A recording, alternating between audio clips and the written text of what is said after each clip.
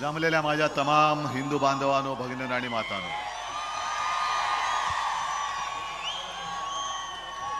बऱ्याच वर्षांनंतर मी सांगलीमध्ये येतोय, मिरजेमध्ये येतोय. खूप वर्षांपूर्वी शिवसेना प्रमुखांच्या सोबत त्यांच्या सभेला मी नक्कीच आलो होतो आणि आज मला अभिमान आहे की शिवसेना प्रमुखांना साजेल अशी ही विराट सभा बऱ्याच वर्षांनंतर मिरजेमध्ये होते. याचा अर्थ असा की शिवसेना प्रमुखांनी जी बीज रोवली होती, मधल्या काळामध्ये युतीमध्ये आपल्याकडनं ही जागा सुटली होती, पण ती जी बीज रोवली होती ती वाया नाही गेली, तर त्याचा आज महावृक्ष झालेला आहे, मोठा वृक्ष झालाय. आणि याचं कारण असं की शिवसेना प्रमुखांनी आणि शिवसेनेची जी बीज संपूर्ण राज्यभर पेरली ती भारतीय जनता पक्षासारखी बोगस बियाणं नव्हती. कारण आज भाजपला किती वर्ष झाली, RSSला इतकी वर्ष झाली, आता पुढच्या वर्षी 100 वर्ष होणार, पण अजूनही यांच्या बीजाला अंकुरच फुटत नाहीये. सगळी बाहेरनं माणसं घ्यावी लागतायत. म्हणजे थोडक्यामध्ये भाजपची परिस्थिती कचरा गोळा करणाऱ्या गाडीसारखी झाली. आणि आता तर शिमगाच आहे. शिमगा म्हटल्यानंतर, होळी म्हटल्यानंतर आपण काय करतो, काय असेल नसेल घरात नको असेल ते बाहेर नेऊन ठेवतो आणि मग जे होळी करणारे असतात ते चोरून नेतात. तशी भाजपची आज अवस्था झालेली आहे. म्हणजे न्यायचं आमचंच सामान, त्याच्यावरतीच होळी पेटवायची आणि बॉम्बा आमच्याच नावाने मारायच्या, असा यांचा शिमगा आहे. त्यांनी जरी शिमगा करायचं ठरवलं असलं तरी भारतीय जनता पक्षाच्या 10 वर्षाच्या नतद्रष्ट राजवटीची होळी आपल्याला करावीच लागेल. आणि म्हणून मी सांगलीत आलेलो आहे. चंद्रार, आपण बोलताना बोललात की मी तुमची काही पार्श्वभूमी विचारली नाही, अमुक नाही तमुक नाही. मी साधारण माणूस बघत असतो. हा, थोडीशी चूक आजपर्यंत झाली, नाही म्हटलं तरी ज्यांना दिले ते पळाले. पण मला खात्री आहे, जो माणूस मातीमध्ये कुस्ती खेळतो आणि ती कुस्ती जिंकतो तो मातीशी इमानच राखेल, तो मातीशी कधी बेईमानी करणार नाही. कारण मातीशी बेईमानी म्हणजे आपल्या मातेशी बेईमानी आहे. ही सगळी लोक जी गेली, यांना काय नव्हतं दिलं आपण, जे येईल ते सगळं दिलं. म्हणजे 2 प्रकारची माणसं आहेत. काही जणांना एक भस्म्या रोग असतो, भस्म्या, असं मी ऐकलंय. म्हणजे किती दिलं तरी यांची भूकच शमत नाही. कधी द्या द्या, खातायत खात्यात खात्यात. अरे जाते कुठे तुझं खाल्लेलं ते काय माहिती नाही, पण द्या. आणि काही लोक जी गेली ती खाऊन खाऊन यांची पोटे एवढी तट्ट झाली की आता अजीर्ण होईल, अपचन होईल. आणि अपचनावरती इलाज करण्यासाठी ईडी, इन्कम टॅक्स, CBIच्या म्हणून तिकडे पळाली. पण यांना काही लाज लज्जा शरम नाही. ज्या शिवसेनेने यांना राजकारणामध्ये स्थान दिलं, मोठं केलं. तुम्ही विचार करा की जर शिवसेना ही 4 अक्षर, हे जे आता घटनाबाह्य बसलेत मुख्यमंत्री, त्यांची ओळख तरी झाली असती कोणाला? आज आता मी तुमच्याकडे येताना त्यांनी काहीतरी एक पत्रकार परिषद घेतली. मी काय ऐकली नाही, मी कधी ऐकत पण नाही आणि ऐकण्यासारखी नसते. पण असं बोलले, असं म्हणतात, त्यांनी एक दम दिला. दुसरं देऊ काही शकतात? सगळ्या आमदारांना वगैरे दम दिला त्यांच्या, की याद राखा तुमच्या कुंडल्या माझ्याकडे आहेत. मी त्यांना सांगतो, अहो या निवडणुकीत तुम्ही किती काही केलं तरी तुम्ही पराभूत होणार म्हणजे होणारच. आणि सगळ्यांच्या कुंडल्या घेतल्या आहेत. 40 पोपट बरोबर आहेत. कुठल्या तरी झाडाखाली उद्या ज्योतिषाचं काम सुरू करा, पोपटवाला म्हणून. तेच तुम्हाला करावं लागणार आहे. कुणबुणे ज्योतिषी म्हणून सुरू करा धंदा तुमचा. दाढी वगैरे वाढलीच आहे, आणखीन वाढवा थोडी. कारण दुसरं काय तुम्हाला देणार नाही. ही महाराष्ट्रातली जनता ही स्वाभिमानी आहे. आमच्या नसा नसामध्ये महाराष्ट्राचं प्रेम भरलेलं आहे. आज सुद्धा मी कोल्हापूरला उतरल्यानंतर पहिल्या प्रथम शाहू महाराजांच्या भेटीला गेलो, कारण ते महाविकास आघाडीकडनं उभे राहत आहेत. लोकसभेला त्यानं शुभेच्छा द्यायला गेलो आणि त्यानं वचन दिलं की कोल्हापूरमधला, जरी गेल्या वेळेला आम्ही कोल्हापूर जिंकलो होतो तरी मी कोल्हापूरकरांना हात जोडून सांगतोय की एक मोठा विचार आपण करतो आहोत. शिवसेनेने जागा लढवायला पाहिजे. आपण आता शाहू महाराजांवरती हा निर्णय सोडलेला आहे. त्यांनी ज्या पक्षाकडनं उभं राहायचं त्यांनी राहावं, पण आम्ही तुमच्या सोबत आहोत आणि कोल्हापूरकर महाराजांना सुद्धा प्रचंड मताने विजयी केल्याशिवाय राहणार नाही, हे वचन मी त्यांना देऊन आलेलो आहे. नंतर आलो, संजय राऊत यांनी सांगितलं, साहजिकच आहे, सांगलीत आल्यानंतर वसंतदादांची आठवण करण्याची गरजच नाही. वसंतदादा आणि सांगली हे नातंच आहे. वसंतदादा, त्याच्यानंतर पतंगराव. मी वसंतदादांच्या वेळी तर लहान होतो, पण शिवसेना प्रमुख आणि वसंतदादांचे ऋणानुबंध मला आजही आठवत आहेत.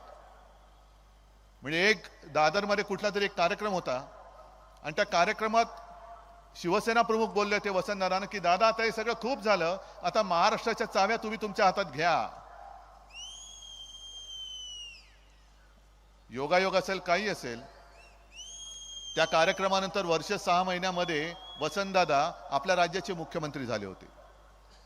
म्हणजे पक्ष ठीक आहे, तुम्ही काँग्रेसमध्ये, आम्ही शिवसेनेमध्ये, मतभेद तेव्हाही होते, मतभिन्नताही होतीच, पण कधीही सुडानी राजकारण शिवसेनेने केलं नाही, शिवसेना प्रमुखांनी केलं नाही आणि त्यावेळेच्या काँग्रेसवाल्यांनी सुद्धा केलं नाही.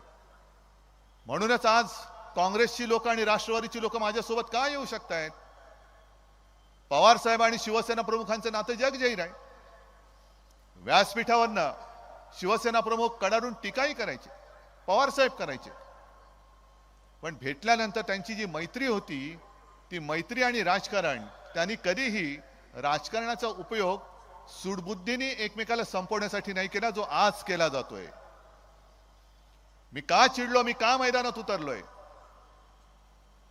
कारण मातोश्रीमध्ये अगदी शिवसेना प्रमुखांच्या खोलीत, ज्याला आम्ही मंदिर मानतो, आज देखील तिकडे आमचं जास्त येणं जाणं नसतं. फक्त काही चांगले सणवार असतील किंवा आम्हाला असं मनात आलं की आशीर्वाद घ्यायचे आहेत, तर जाऊन त्या मंदिरात, त्या खोलीत जाऊन आम्ही आशीर्वाद घेतो. त्याच खोलीत अमित शहानी मला जे वचन दिलं होतं ते वचन त्यांनी मोडलं आणि उलट मला खोटं ठरवायला निघाले, म्हणून मी संतापलो आणि मी मैदानात उतरलो. कारण हे आमचं हिंदुत्व नाहीये. हिंदुत्व, आता संजय राऊत यांनी संपूर्ण मातीचा गुण किंवा अवगुण कसा असतो ते सांगितलं. औरंगजेबाच्या भूमीत जन्मलेल्यांनी आम्हाला हिंदुत्व शिकवायला जाऊ नाही. आम्ही शिवछत्रपतींच्या महाराष्ट्रामध्ये जन्मलो आहोत. ही भूमी वीरांना जन्म देणारी आहे आणि गद्दारांना माती चालणारी आहे. गद्दारी तुम्ही फक्त उद्धव ठाकरेशी नाही केली, गद्दारी शिवसेनेशी नाही केली, तर गद्दारी या तमाम माझ्या माता भगिनी आणि बांधवांशी केली. गद्दारी तुम्ही छत्रपतींच्या महाराष्ट्राशी केलेली आहे. अजून सुद्धा उद्धव ठाकरे संपत नाही. बघा ना इकडे काय हे, आज माझ्याकडे पक्ष नाही, चिन्ह नाही, सगळं तुम्ही चोरलेत. तरी पण मी जिथे जातोय तिकडे असं ही सगळी गर्दी का उसळते? याचा मोदीजी तुम्ही विचार केला पाहिजे, अमित शहाजी तुम्ही विचार केला पाहिजे. कारण तुमचं घराणं, तुम्ही आमच्यावरती घराणेशाहीची टीका करता, करा. आहेच मी, मला अभिमान आहे. मी हिंदू हृदय सम्राट आणि माझी माँ यांचा मी पुत्र, याचा मला अभिमान आहे. आणि मोदीजी तुम्ही तुमच्या 7 पिढ्यांचा इतिहास सांगा. अमित शहाजी तुम्ही तुमच्या 7 पिढ्यांचा इतिहास सांगा. आणि मी माझ्या 7 पिढ्यांचा इतिहास सांगतो. जनतेला ठरू दे आणि जनताच सांगेल तुम्हाला की जनतेसाठी कोणत्या पिढ्या राबल्या आणि जनतेला कोणत्या पिढ्या लुबाडतायत, हे जनता तुम्हाला तोंडावरती सांगेल. एवढी महाराष्ट्राची जनता ही स्वाभिमानी आहे. पण तुम्ही वाटेल ते बोलता, वाटेल ते बडबडता. काल एक सहज त्या सिंदखेड राजाला गेलो, मातृतीर्थ जिथे जिजाऊंचा जन्म झाला, त्या जन्मस्थानाच्या बाहेरच अगदी गेटला लागून आमची सभा होती, कुटुंब संवाद. आणि तिथे बोलताना संजय राऊत बोलले की औरंगजेबाचा जन्म कुठे झाला ते त्यांनी सांगितलं. आम्ही काय करू शकतो? आम्ही तो इतिहास नाही पुसू शकत. जन्म तिथे झाला तर झाला आणि मग पुढे जे मी बोललो की हीच औरंगजेबी वृत्ती ही या मातीमध्ये गाडलीच पाहिजे, तर लगेच मोदीजींनी सांगितलं मुझे औरंगजेब कहा, मेरा शिरच्छेद करने के लिए कहा. मोदीजी एवढा मी खालच्या दर्जाचा नाहीये, मी दुसऱ्याचा मान सन्मान ठेवून बोलणार आहे. मी कधी तुमचा शिरच्छेद करा असं बोललेलं नाही आणि बोलणार देखील नाही, कारण ते माझे संस्कार नाही आहेत, माझ्यावरती संस्कार नाही आहेत. मी जे बोललो ते पुन्हा बोलतो. जर आमचा महाराष्ट्र तुम्ही ओरबाडत असाल, जर तुम्ही माझा महाराष्ट्र लुटायचा प्रयत्न कराल, तर त्या औरंगजेबी वृत्तीला आम्ही महाराष्ट्रामध्ये मूठ माती दिल्याशिवाय राहणार नाही, याचा मी आज पुनरुच्चार करतोय. मी परत बोलतोय, कारण तुम्ही बारीक बारीक बारीक, कारण त्यांच्याकडे आता प्रचाराला काही राहिलेलं नाहीये. आम्ही काय बोलतोय ते शब्दाचे अर्थाचे अनर्थ करून तुम्हाला असं संभ्रमित करून टाकायचं आणि असं केविलवाणं बनायचं की बघा बघा मी विरुद्ध सगळे माझ्या विरुद्ध आलेले आहेत, माझ्या विरुद्ध सगळे आलेले आहेत. मग आपले सारी सुद्धा लोक खास करून या माता भगिनी काय करतात, होय हो बिचारा बघा कसा एकटा पडलाय आणि त्याच्या विरुद्ध सगळे अगदी उभे राहिलेले आहेत. आणि जरा निवडून द्या, मग यांची छाती कशी फुलते, मैं अकेला सब पे भारी. मग आता का तुमच्या छातीला पिन लागली, आता का टाचणी गेली, कुठे गेली ती हवा? मोदीजी तुम्ही जे सांगताय तुमच्या विरुद्ध संपूर्ण देश, मग उद्धव ठाकरेच्या विरुद्ध तुम्ही तळापासून वरपर्यंत अख्खी भाजपा माझ्या समोर उतरवतात तरी कमी पडतात. शिवसेना फोडली, राष्ट्रवादी फोडली, काँग्रेस फोडली, आणखीन आता काही कचरा मी म्हटलं तसे गोळा करतायत. का करताय एवढं सगळं? अरे उद्धव ठाकरे जर का फालतू माणूस असेल तर तुम्ही माझा पक्ष का फोडलात आणि पक्ष का चोरलात त्याचं पहिलं उत्तर द्या. आणि देवेंद्र फडणवीस हे त्यांचं आता हे त्यांचं बारसं कोणी केलं मला माहिती नाही, पण जसं 50 खोके ही जी घोषणा संपूर्ण राज्यभर फेमस झाले तसं हे नाव त्यांचं फेमस झालेलं आहे. ते 2 दिवसापूर्वी बोललेत. मग किती निर्लज्ज माणसं असतात बघा. आता आम्ही काही टोमणा नाही मारत, खरोखर आहे की नाही मला तुम्ही सांगा. कारण 2 दिवसापूर्वी त्यांनी सांगितलं मी इकडे बातम्याच घेऊन आलेलो आहे. म्हणजे असं नको की उद्धव ठाकरे काहीतरी मन की बात करतायत. मला मी मन की बात नाही करत, मी जन की बात करतो. मी जन की बात करतो म्हणून मी बातम्या घेऊन आलोय. जे देवेंद्र फडणवीस बोलले होते मी पुन्हा येईन पुन्हा येईन, त्यांनी सांगितलं मी पुन्हा आलो, ते 2 पक्षांना फोडून आलो. असा निर्लज्जम सरासुखी माणूस.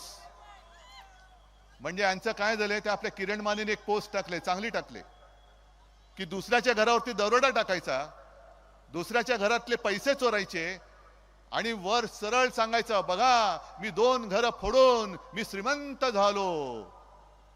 अरे घर फोड्या, तू दुसऱ्याचे पैसे चोरतोस, दुसऱ्याची संपत्ती चोरतोस आणि त्या संपत्तीवरती तू नागोबासारखा बसतोस. तू कसला मर्द रे, तू कसला राजकारणी? पण सगळ्याला त्यांनी घेतले.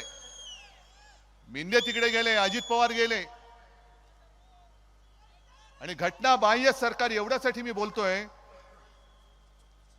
कारण सर्वोच्च न्यायालयाने परवाच एक बांबू दिला याला.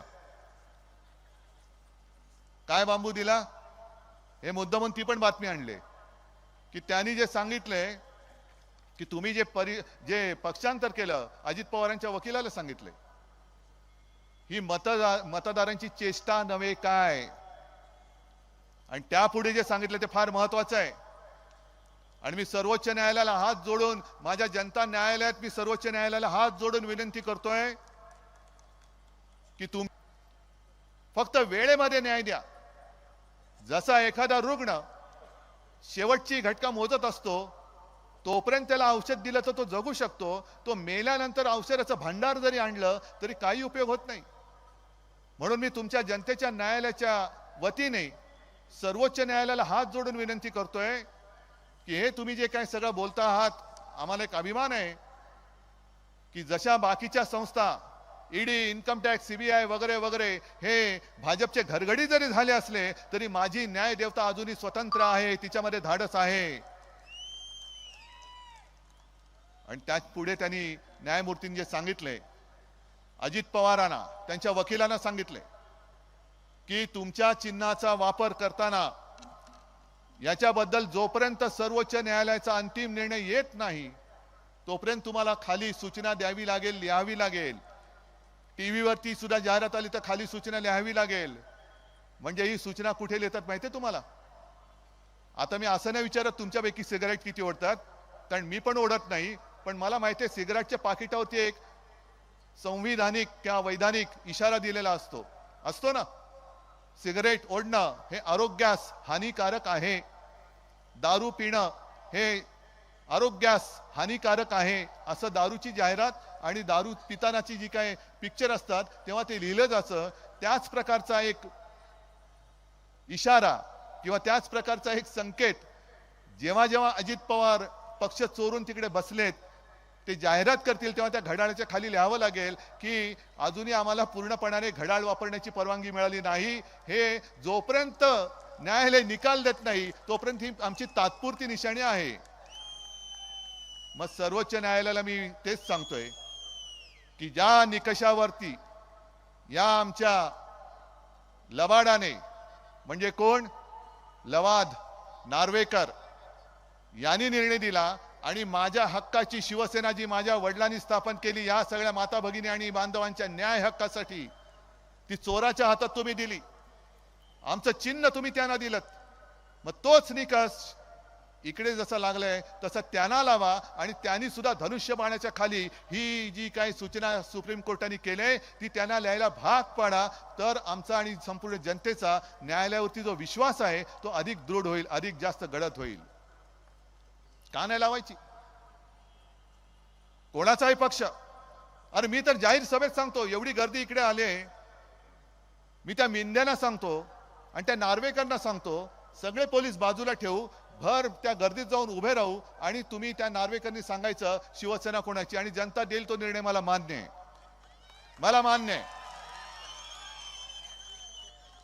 उद्धव ठाकरे हवा की नको का तो दाढीवाला मिंदे पाहिजे हे जनतेला ठरवू द्या, माझी तयारी आहे.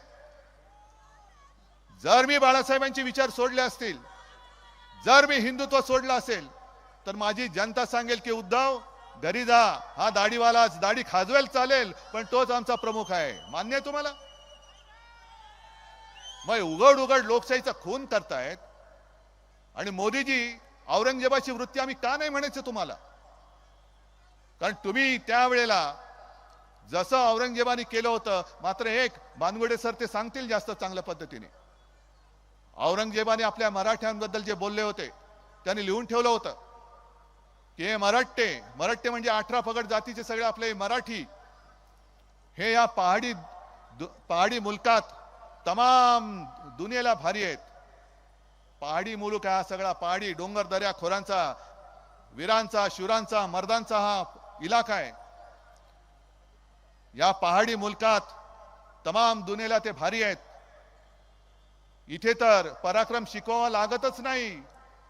गवताला सुद्धा भाल्याची पाती फुटतात, जी आज माझ्या समोर बसलेली ती भाल्याची पाती आहेत. मात्र एकच, इकडे दोहीचं बीज खडकावर नुसतं भिरकावलं तरी एवढं रुसतं, एवढं फोफावतं की पाहता पाहता तमाम दौलत तबाह करून टाकतं. हेच ते औरंगजेबाने आपल्यातलं ओळखलं होतं आणि तीच औरंगजेबी वृत्ती शिवसेना फोडते, काँग्रेस फोडते, राष्ट्रवादी फोडते, आणखीन सगळे फोडते. तोडा फोडा आणि राज्य करा, हे नाही आमचं हिंदुत्व. आज सुद्धा मुस्लिम लोक इकडे आले असतील काय येतात ते सोबत? आम्ही भाजपला सोडलं, आम्ही हिंदुत्व नाही सोडलं, सोडणार नाही, तरी हे माहिती असून सुद्धा ते येत आहेत. कारण दुसऱ्या धर्माचा द्वेष करणं हे ना आम्हाला छत्रपतींनी शिकवलं, ना शिवसेना प्रमुखांनी शिकवलं. आम्ही आहोत, हिंदू आहोत. तुम्ही दुसरे आणखीन इस्लाम पाळणारे असाल, ख्रिश्चन्स लोक माझ्या सोबत येत आहेत, समोरून येऊन सांगतात की उद्धवजी आप चिंता मत करो, हम पूरे आपके साथ है. कारण ही जी भंपक हिंदुत्वगिरी चाललेली आहे, ज्याला मी गोमूत्रधारी हिंदुत्व म्हणतो, नुसतं देवळात घंटा बडवणारे हिंदुत्व म्हणतो, आणि हिंदुत्वाच्या नावाखाली संपूर्ण देश नासून टाकणारी ही जी भारतीय जनता पक्ष आहे, हा भाडोत्री जनता पक्ष आहे, ते जे म्हणतात ते खरं, ते जे म्हणतात ते हिंदुत्व, हे हिंदुत्व आम्ही मानायला तयार नाही. आमचं हिंदुत्व मी अनेकदा सांगितलंय, कोणाचा गैरसमज होऊ नये म्हणून पुन्हा सांगतो की शिवसेनेचं हिंदुत्व हे घरातली चूल पेटवणार आहे, हाताला काम देणारं हिंदुत्व आहे. आणि भाजपचं हिंदुत्व हे घर पेटवणारं हिंदुत्व आहे. तुम्ही ठरवायचं कोणतं हिंदुत्व तुम्हाला पटतंय. चूल पेटवणार पाहिजे, काम हाताला काम देणार पाहिजे, की घर पेटवणार पाहिजे. आज सुद्धा चंद्रहारला, होय मी चंद्रहारची उमेदवारी आज जाहीर करतोय. शिवसेनेच्या मशालीवरती चंद्रहार जाणार तिकडे निवडून.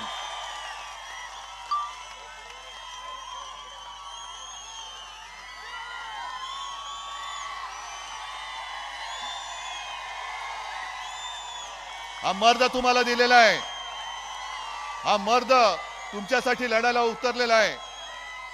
पण याला जिंकून देण्याचा मर्दपणा तुम्हाला दाखवावा लागेल.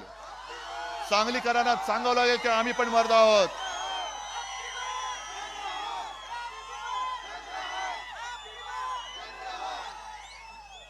या चंद्रहारची गदा तुम्ही आहात. कारण चंद्रहार जेव्हा पहिल्यांदा माझ्याकडे भेटायला आला, तेव्हा मला त्यांनी एक गदा दिली. चंद्रहार ती गदा मी ठेवलेली आहे. पण चंद्रहार तुझी वयाने लहान असल्यामुळे त्याला आरोतरे बोलतोय. चंद्रहार तुझी अस्सल गदा ही आहे.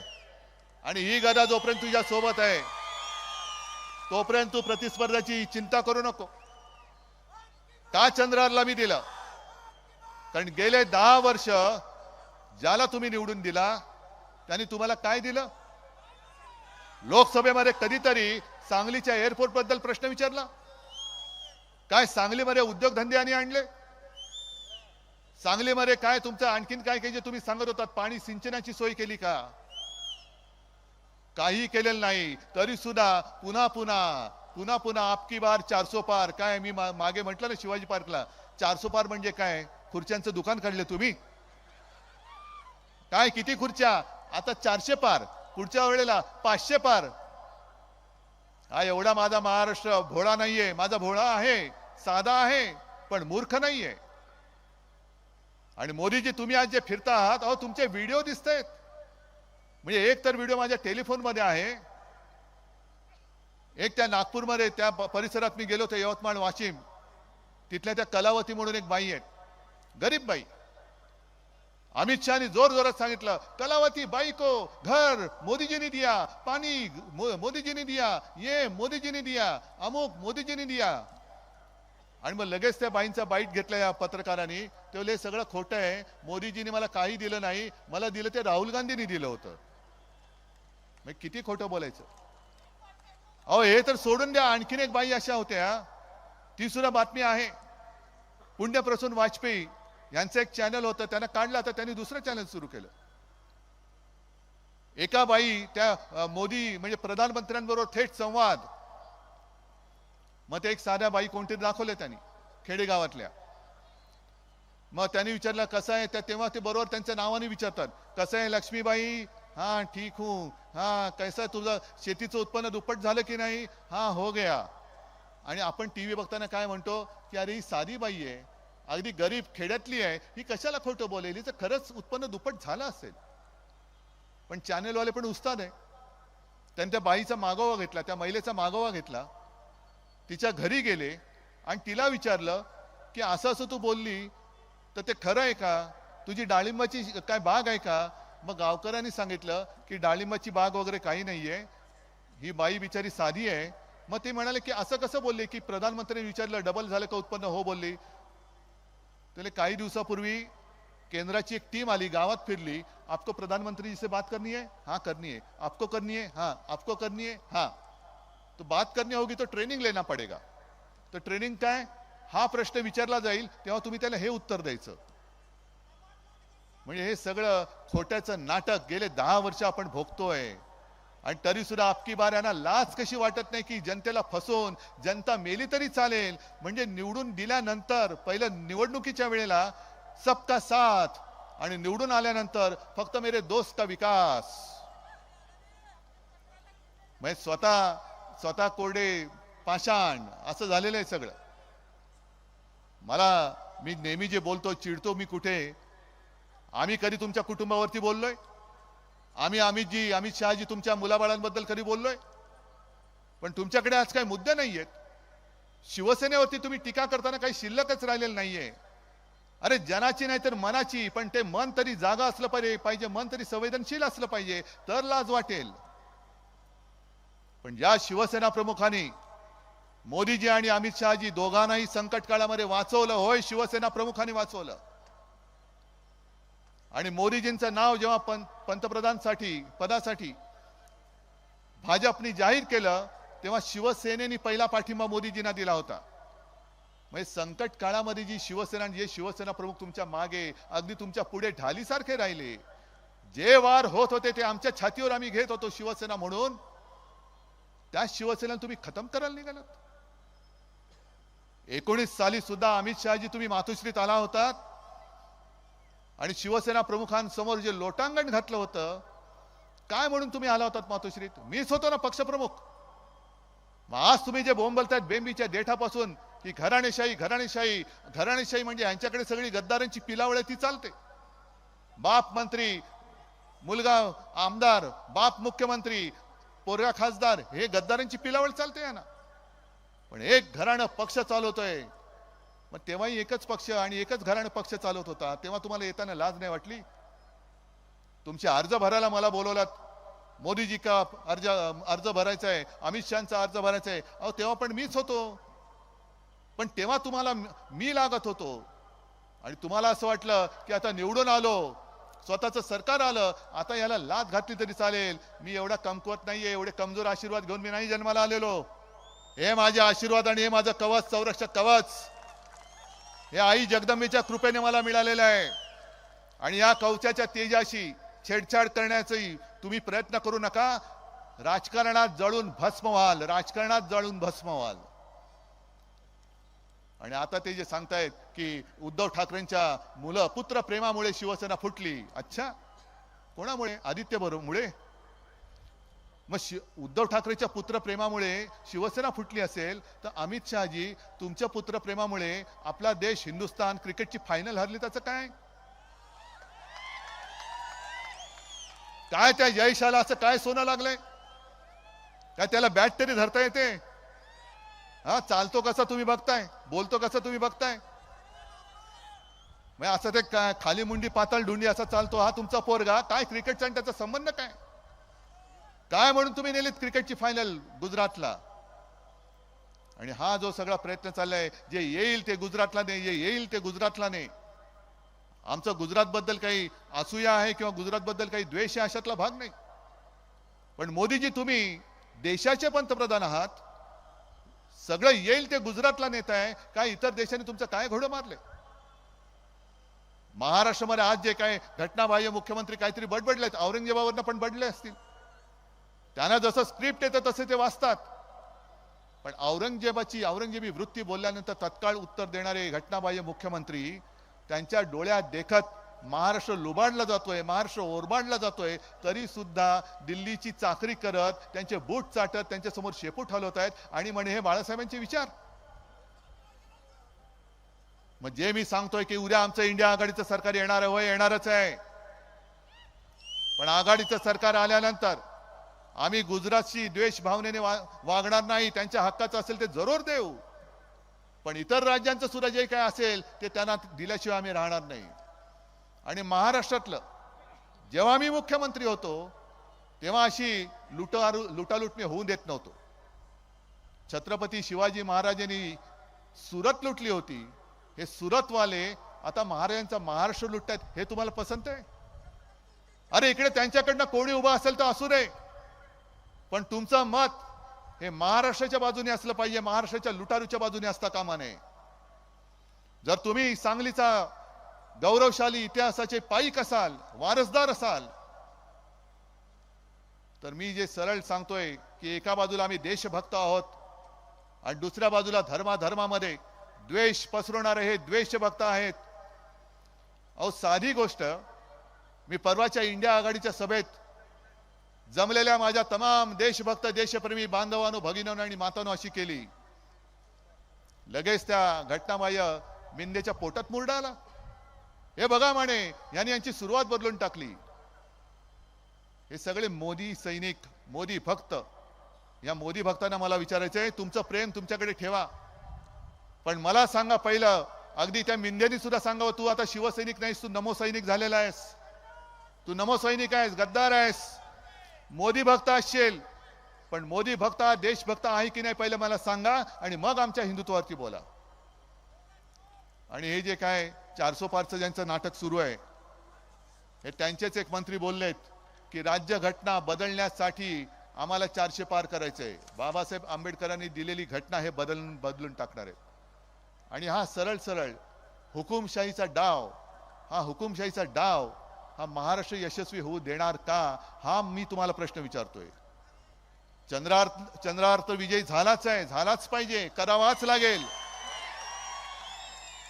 कारण तिकडे लोकसभेमध्ये आपलं सरकार असणार आहे आणि यांच्या नाकाडावरती टिचून, छाताडावरती भगवा रोवून अस्सल मातीतला मर्द पैलवान हा मला दिल्लीमध्ये गेलेला पाहायचा आहे. आणि म्हणून मी मुद्दामून चंद्रारची उमेदवारी जाहीर करायला आज इथे आलेलो आहे. तुम्ही जबाबदारी घेणार आहात, सगळे हात वर करून सांगणार आहात, ठीक आहे. मग आपलं ठरलं, आता आपली भेट विजयी मेळाव्यामध्ये. जय हिंद, जय महाराष्ट्र. लोकशाही मराठी ऐका, पहा, जागरूक रहा.